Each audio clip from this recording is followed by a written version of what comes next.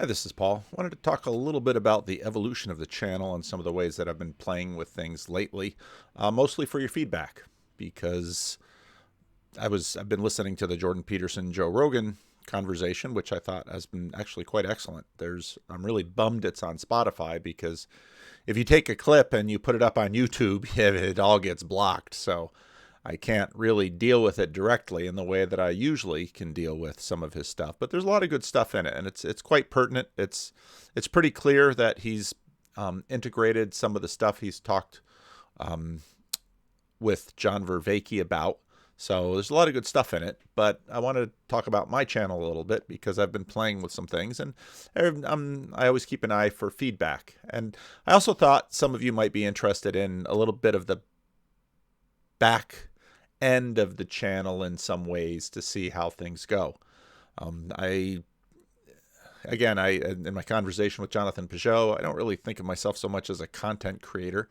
I'd rather be a community creator, and I've been sitting on the sequel to that, a whole bunch of sequel to a whole bunch of videos and themes, but the business about sense making and the pandemic, a lot more to say about that. Anyway, we'll see how much I get to today, but I really wanted to make this video, so here we go. So this is sort of version 3.0 of me on YouTube. And you can call it a third wave. You can call it 1.0, 2.0, 3.0. You know, it first started with what if? What if I make a video? And then that wave took me by surprise. Wrote it for a little bit. I'd say we've been in wave 2.0 or PVK on YouTube 2.0. And it's been pretty much the standard that we've done. Started with commentaries. The commentaries sort of evolved into monologues. The conversations, randos conversations with other people who are involved in this little corner of the internet. Rough Draft for Sunday is something I started fairly early on and have continued. Facilitating estuary, that type work, Bridges of Meaning Discord. Obviously, missional. I'm a Christian Reformed minister, and this that calling goes beyond just what I get paid to do. It's really a life calling. It's a vocation. And sometimes I do denominational things like the same-sex marriage conversation is part of the ongoing stuff of the Christian Reformed Church of North America, which is the denomination that I'm a part of. And I started Patreon because a bunch of people really asked me to. And I don't talk about it much because I don't like a lot of that self-promotion. But it is there. Jonathan, some people sometimes are surprised that I have one. It is out there, and you can find the link to it if you'd like to support this channel in this way. I just helped our deacon print the giving and send out the emails for the giving for the church over the last year, because at the end of the year you get a tax statement if you donate to a church. And a good number of you have supported the church because of my videos, and that's, I think, a great way to do it, especially if you pay American taxes, because you'll also get a tax receipt from any monies that you send in to support the church. And also this year I started monetization, which is something I continue to have mixed feelings about, but I continue to play with. Now, some new experiments that are really sort of making up PVK and YouTube 3.0. The Vanderclips channel is something that I started. Let's see, do I talk about this later? The Vanderclips channel is something that I started a while ago because I realized that in the midst of very long videos, sometimes you want me to get to the point, or what you want to know the point of a video, or if you at least want some insights. And waiting through 1 to 2 to 3 to 4 hours of video, not everybody has the lifestyle that affords that. Some of you are real hardcore long form audience participants, and you can do that.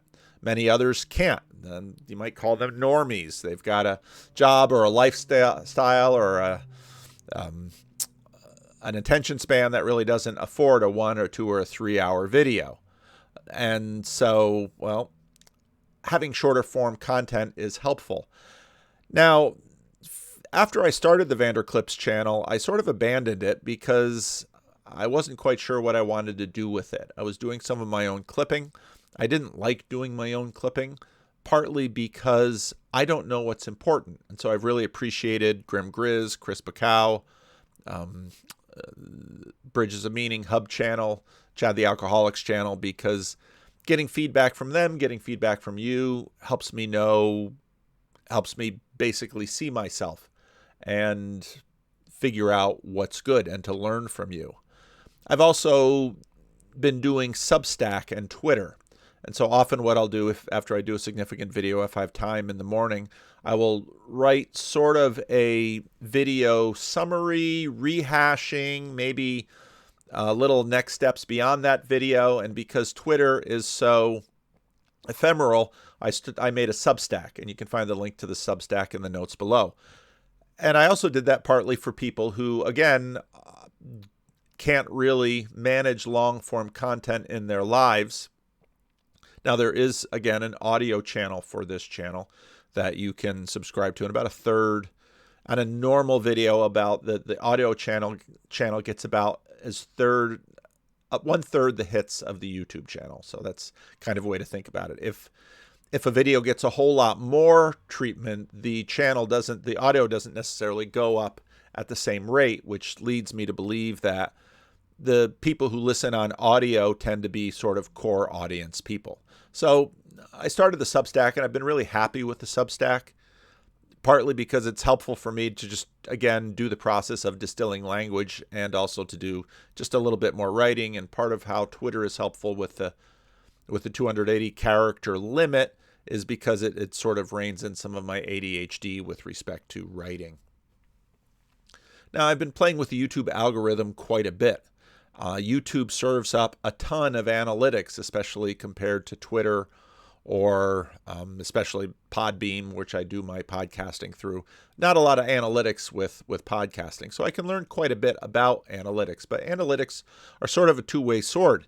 You can get obsessed about analytics, and you can, once you have numbers and graphs and pretty lines that go up and down, you get excited when the lines go up and you get depressed when the lines go down. And so you can ride those analytics, and they sort of start to colonize you, and they can capture you. As I said, the audio-only Podbean is about 1/3 of a normal YouTube audience on a particular video. Now, different types of video have different patterns of audience participation, and I wanted to run through some of this. I thought about this morning as I was setting up these slides, and well, I'll see if you're interested in this at all. My guess is you would be, because even as someone who was mostly just looking at YouTube, you always sort of wonder about the back end and what's going on. And I thought, well, I don't see a lot of channels showing their back end very much. I think partly because there are real reasons to not. Probably some insecurity, but I thought, yeah, why not? Let me show you some of what's going on.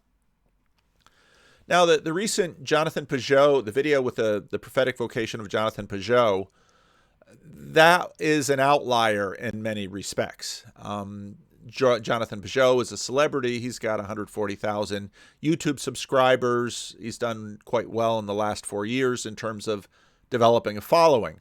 And because Jonathan hasn't posted our conversation on his channel, he certainly would be welcome to.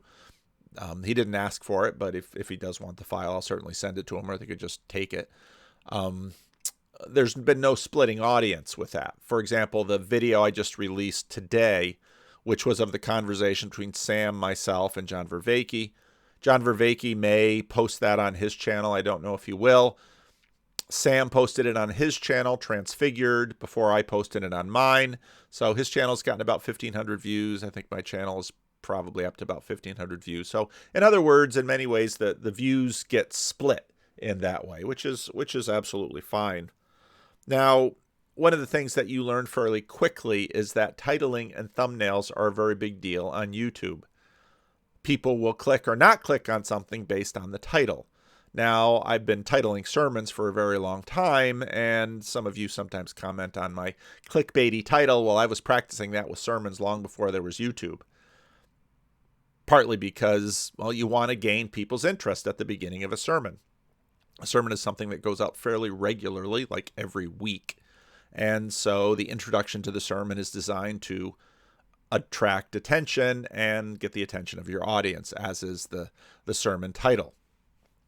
It should capture attention, but it also should give you a bit of information about the content. If your title is disconnected from the content, even they have YouTube videos that will tell you this, you will anger your audience, because if it's a bait and switch, they won't be happy. Now, the photos on the thumbnail should serve the same thing. My thumbnails and, generally speaking, my, what shall I call it, format is built for efficiency for me. Some of you know that I've been doing slides like this in sermons for a very long time. And so I'm very used to doing it. It's very efficient for me. That's why I do it this way. It's not ineffective, but it's not necessarily terribly polished. And so basically when I do a thumbnail for me is a 5-minute enterprise at most. I know significant YouTube channels will spend a lot more time and energy on their thumbnails, and they're rewarded for it. But I've not decided to put that kinds of time and energy on thumbnails. If you look at, let's say, the ongoing development of Jordan Peterson's thumbnails, someone is obviously spending a great deal of time and effort to put together very interesting and increasingly high quality and artistic thumbnails on Jordan's channel. It's little old me here, so I'm not going to take that amount of time to do that, nor do I really have the artistic talent. Now, the Jonathan Pageau video was a big video and continues to get a fair amount of traction. So for me, a 14,000 view video is probably top 10% of videos on my channel. But there are a lot of different ways to evaluate a video because, of course, YouTube tells you how many hits, tells you the watch time in hours. So, 6,300 hours of viewing, which is 5,200 more than usual. And you can see right there on the analytics what's common and what isn't. So 14,400 is 11,000 more than usual. 6,300 is 5,200 more than usual. And that video attracted 82 new subscribers, which a channel my size is a significant amount for one video. This is probably the highest grossing video I have on my channel at $130, more or less. Now, there's a lot that goes into that, and there are a lot of YouTube videos about monetization and how YouTube monetizes videos, and you can get into that. It's kind of a murky hole. Some of you who do not have YouTube Premium, do not use an ad blocker, do not watch it on Odyssey or Library, or do not just basically stick to the audio-only format, those are all ways to not see ads, might have noticed that I've been playing around also with the frequency of ads. When I upload a video, YouTube populates the video with ads. And the first ad comes in minute 1, the second ad comes in minute 3, the third ad comes in minute 5, the fourth ad comes in minute 8, the fifth ad comes in minute 12, and it just keeps going like that in the video. I'm absolutely shocked how many ads YouTube will place into videos. It's astounding. Now, my sister, I have an older sister who also has a YouTube channel with very different content than mine. But I asked her one day, I said, what do you do with the ads? She says, I just let YouTube put them in them. I said, okay. And some people are used to ads. Some people complain about ads, but I usually cut them down pretty significantly. Either maybe have an ad every 15 minutes. Lately, I've knocked it down to maybe every 12 minutes, partly just to see what would happen in terms of overall monetization. And like I said, I think this is the highest grossing video I have on YouTube right now. And it's up to you whether you think $130 is a lot of money or a little money, but you'll see some of the money numbers on some of the subsequent videos. One of the interesting things that's prompting my playing around with a bunch of things is this chart that they give of audience retention. Now, this is a fascinating thing because if you look at this chart, basically within the first 30 seconds, you lose 50% of the audience. And it seems within the first few seconds, you lose 25% of the audience. In other words, some people click on a title and click away almost immediately. Now, this is a very interesting thing. So on the Jonathan Pageau prophetic vocation video. It's about an hour and a half long, and the average view duration is about 26 minutes. Now, again, that's an average, and you have to think about what an average is. And so you know that there are a large number of people who are there for a very short amount of time, and there are more people that are there for a longer period of time. Now, if you look closely on the video here, on this chart here, you can see the gray. I can't really, I'm in the wrong mode here. You can see the gray here, and that's the average. That's the usual. And that's where you can see that this video performed far more than usual. Now, here again is sort of the usual audience retention, and I'm not surprised, given the audience, given the content, that the Jonathan Pageau interview had higher audience retention rates overall than many of the other videos. And I don't have it up right now, but you can sort of click through here and look at those moments that you had less audience loss, these moments in the video that were a little more sticky, and that's where you can find out something about the audience. And I might play with some of that in the future as well. I don't know. A lot of this, again, is sort of playing with things. Now, you can see why YouTube puts its first ad, its first interstitial ad, at the 1 minute mark. Because obviously YouTube is trying to attract as big an audience as possible. And YouTube knows that by the first minute, any given video has already lost half of its viewership. And if you go all the way to the end, your average percentage viewed is 28.4.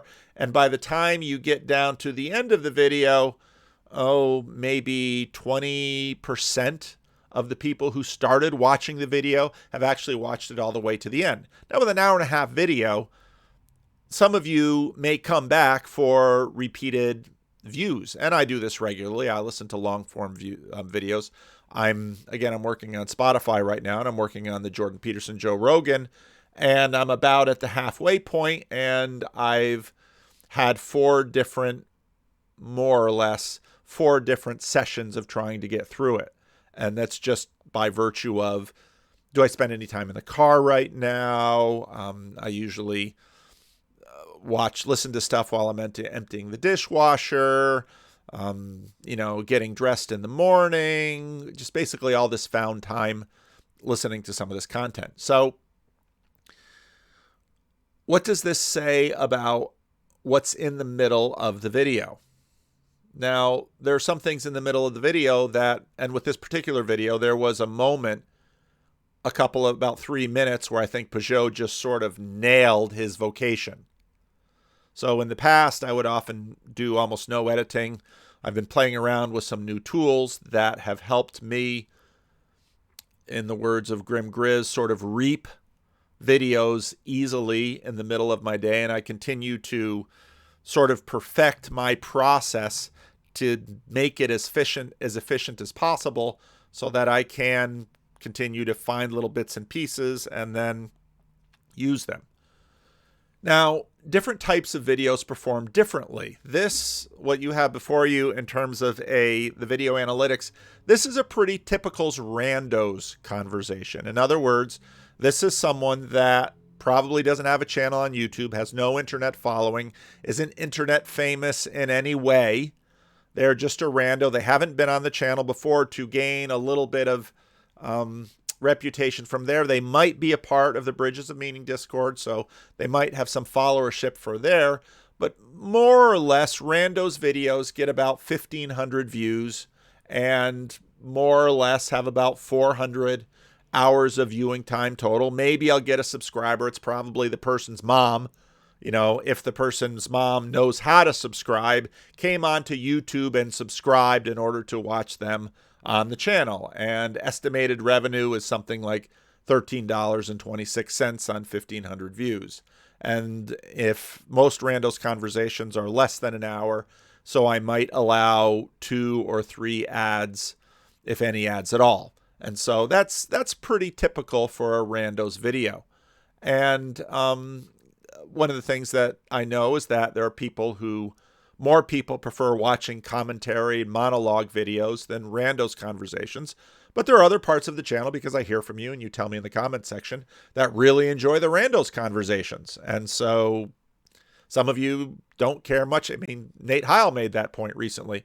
The commentary, the monologues, not so much, but the conversations is what he comes for. And so that's a piece of the audience. And so as I go through this, what you're going to begin to see is that even though there's you looking at me, there are a lot of yous looking at me, and I sort of have you clumped in different aspects of the audience. There are some of you that watch absolutely everything I post. It's hard to know exactly what that number is, because many of you watch some of what I post, but that sort of evens out in terms of the viewership. Now, Rando's audience retention, if you compare it, let's say, even to the Peugeot conversation, where the average percentage viewed was 28.4, this is 31.8. And you can see that, generally speaking, and this again was a very average Rando's video. It was 50 minutes, and I decided not to show which person this was a conversation with. I'm sure some of you could sleuth it out if you really wanted to work hard at it, but what's the point? Audience retention for Rando's videos tend to be a little bit higher than other videos because basically I tried to indicate by the picture on the thumbnail that it is a Rando. There's no picture of Jordan Peterson on the front. There's no picture of John Vervaeke, of Jonathan Peugeot, of Tom Holland, or anybody famous. It's just me and the Rando, and we're going to have a conversation. So most Rando's fans tend to be long-form enthusiasts. My mother hasn't watched any of my videos for a while, but when I did start my channel, she didn't care for any of the commentary or monologue videos. She was curious about the Randos, and so those were the only videos that she would watch. People are interested in other people. Even so, with that sort of enthusiasm for these, the drop-off numbers are huge. When you think about that, again, 25% or 31%. The average amount viewed is 31%, and you can figure out what the statistics mean by that. But by no means does everyone who clicks on these videos, or at least has the video start, continue on. And I think that's, if you allow YouTube to continue cycling videos for you, it could very well be that people just allow a new video to start. They hear that it's a Rando's conversation, and they click away or they go off to the next one. That could also contribute to the very steep drop-off at the beginning of the video. Now, one of the things that you don't have with YouTube that I do have with preaching is, with preaching, I'm always looking at the audience to pay attention to whether or not they're paying attention. And there are just usual body language clues as to whether or not people are listening or not listening. I don't get that with YouTube, and so I look at some of the analytics like these. So we haven't had Sunday school lately, so I haven't been posting those videos, but Rough Draft for Sunday has been a staple of the channel for quite a few years now. And this is kind of a typical Rough Draft for Sunday metric. So you'll notice that my highest grossing video was $130. An average Rando's conversation is about $13. A Rough Draft for Sunday is about $5 and minus one subscriber, because someone who had subscribed for a commentary or monologue suddenly, to their horror, discovers that the guy making these videos is a Christian minister, and so got to get off the channel. 173 watch hours. The Rough Draft for Sunday videos are usually 15 to 30 minutes, and so they're shorter videos. And that impacts a lot of these numbers as well, and maybe 1,000. Now, depending on the title and the thumbnail, you find a few rough drafts that make it up to over 1,500 or even over 2,000. My most successful rough draft for Sunday involved the Galactic Federation, and that has been quite a remarkable video, and it's, I think, over 25,000 views right now. And that will tell you what a title and a thumbnail will get you. And I'm sure many click away quite soon when they discover that I'm not speculating about space aliens or things like that. So anyway, Rough Draft for Sunday has a smaller audience, and probably a YouTube consultant would suggest that I drop the practice, because what YouTube does is take all of this data, and that sort of creates a reputational picture of me. about who's viewing this and what you might view. And I think there's a fair amount of nuance to the algorithm and how it works, but generally speaking, these probably hurt my channel if my goal was to build a bigger channel. But at the same time, I know that, because I read it in the comments and I hear from you, that for many of you, for some of you, this is your favorite part of the channel. And whether you're having struggles finding a local church, or this is a supplement to your local church, or you just like listening to them, or you're curious, for any reason, this is something that you value. And some of you are really some of the core audience of my channel. And I also do these videos, along with many of my videos, very much just for me. And so actually running through my sermon like this, and I usually read the comments Saturday between, before, and then Sunday morning before I take another shot at sort of fine tuning the sermon before I present it on Sunday morning. So actually, I found the rough draft for Sunday to be just a super way to enfold my YouTube channel into my normal work practice of producing a sermon.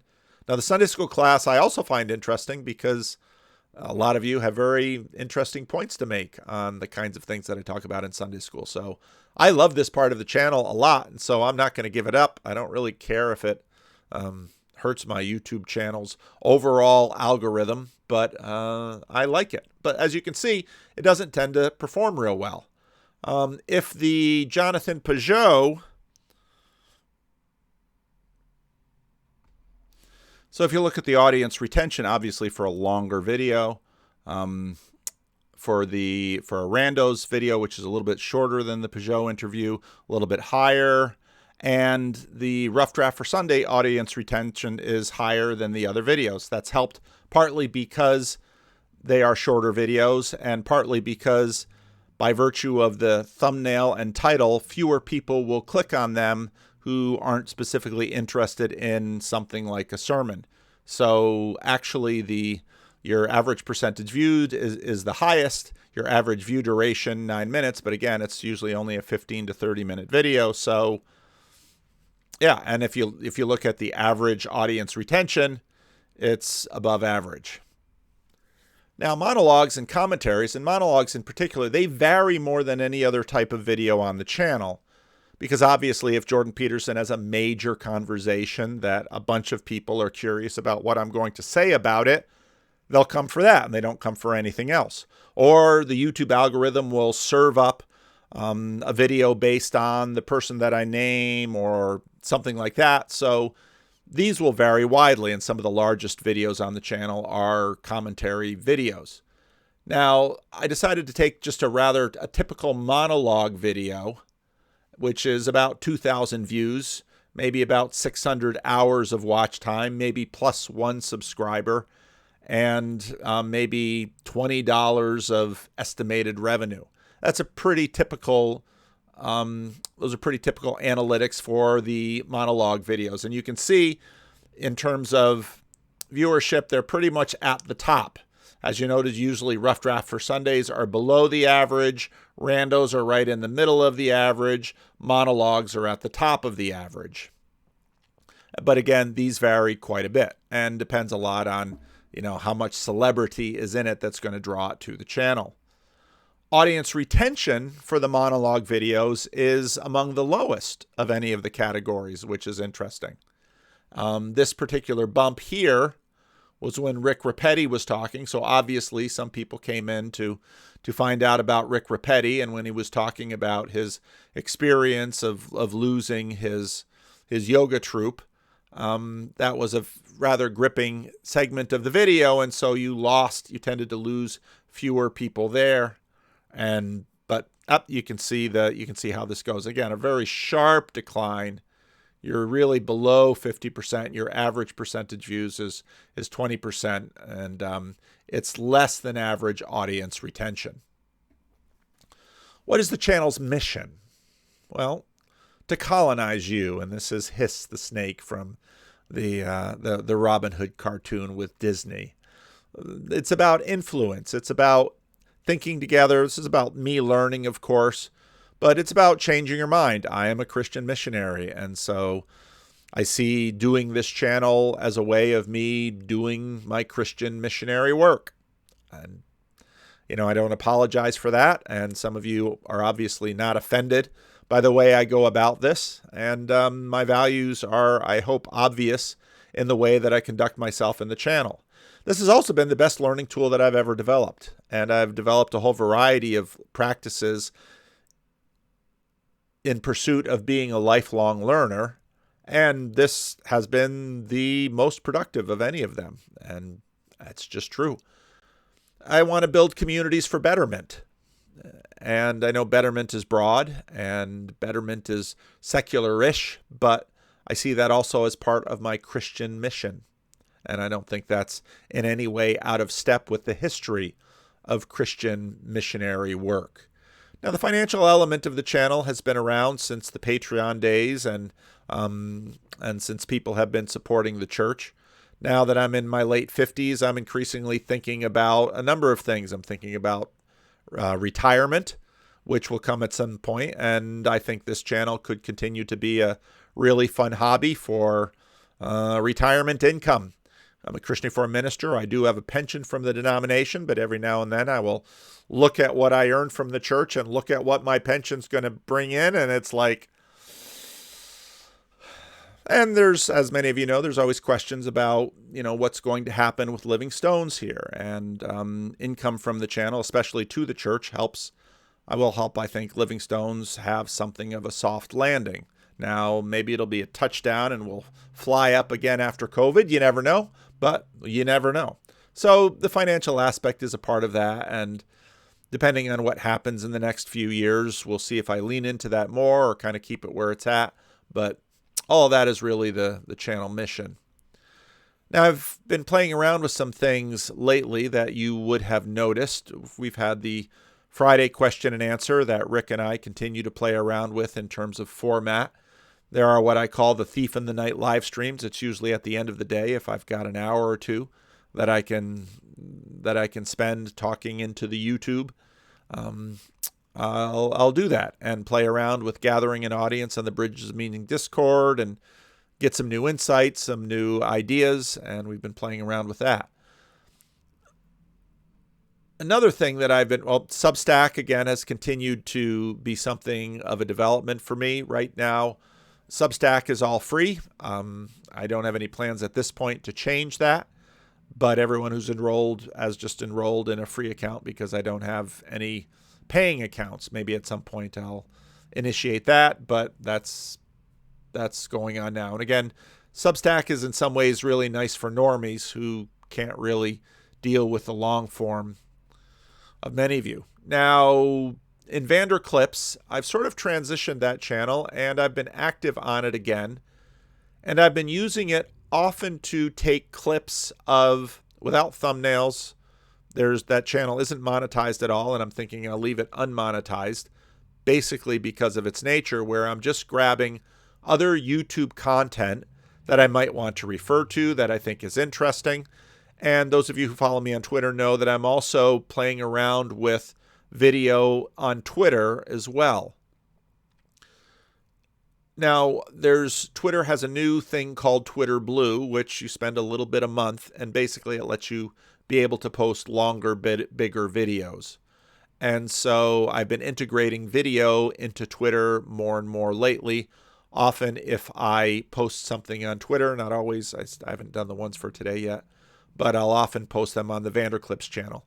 And this is a way that and some of you have found this to be a good thing, because you'll see something that I post there and that'll draw you either to another video on another channel or to content on my channel. So it started a while ago as sort of a way to mitigate the long form silo. It's a pretty common strategy. Jordan Peterson and Jonathan Pageau both have clip channels, but it didn't really fit into my interest or my workflow sufficiently to keep me going with it in that mode. And so the new purpose is mostly reaping content from other channels. It's sort of a video version of what I've done with leadingchurch.com for a couple of decades now. Part of what I've been wrestling with is the dilemma of length and status. Now, obviously, if I have a conversation with a high status person, that will click views and there'll be enough interest to carry people along through it. But there's often a lot of other insights and points that I would love to have not necessarily embedded within an hour or two of content. And just conversations that I've had in normal life. I just did a church meeting a couple of nights ago and had some conversations afterwards and was surprised how many people have watched video on my channel. And I think many of those people just can't do long form content. And so lately I've been playing around with some clips again. And a good example were, like, I gathered 3 clips from my conversation with Dr. Jim. I put a little bit more work into the thumbnail, put a little bit more work into the theme, and the video hasn't done particularly well, partly because so much of you who watch the whole conversation don't necessarily need a little bit of a clip. And I wrestle with whether I should have these clips on the same channel or if I should start a 3rd channel. Now, there's a lot of ups and downs with respect to that. And again, from the back end, you see how YouTube serves up videos, what it does with videos. And so at this point, I'm just keeping them in the mainstream. Let's see my little notes here. Insight is momentary, often needs a runway. Well, that's true. And I also harvest from you.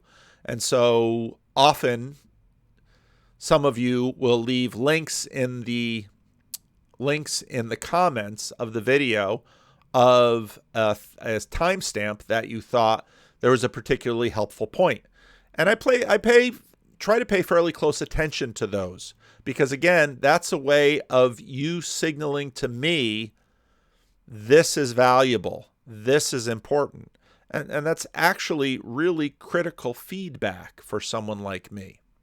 So I think I'm also seeing if these help broaden the channel a bit. Because again, not everybody can sit down and listen to 1 or 2 hours of video content. And so I'm working on broadening the topics because often as in the conversation with Vervaeke and Sam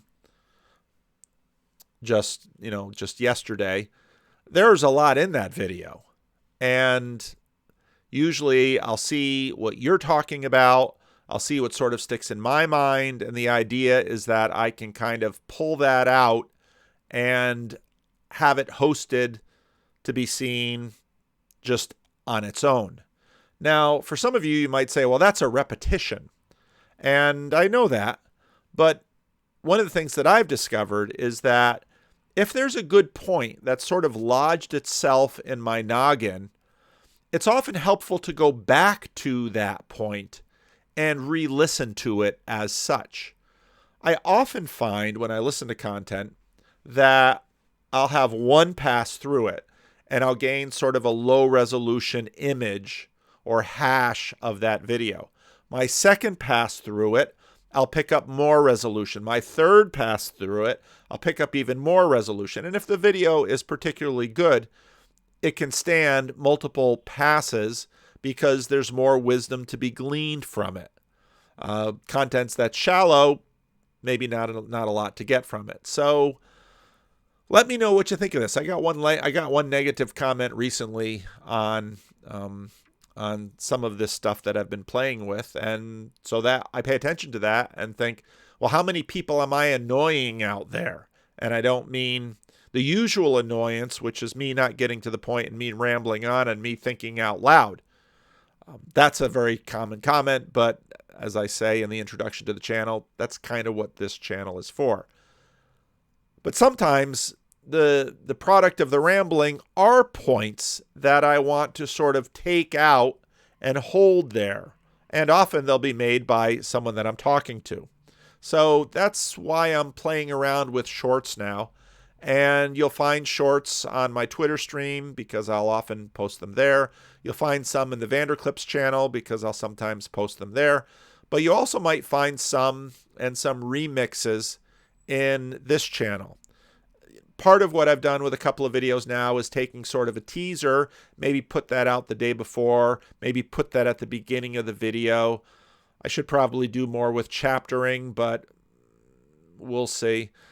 Again, there's almost zero post-production involved here, which drives poor Benjamin Boyce.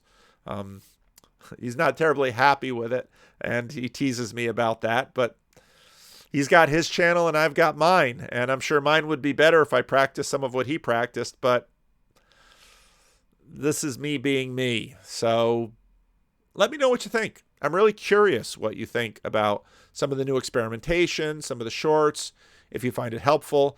Now, I also know that embedding this in a video, which will be less than an hour, but more than a half hour probably, I haven't looked at how much time I've been doing this, will mean that most of the long formers will respond to this video, and a lot of the normies probably won't.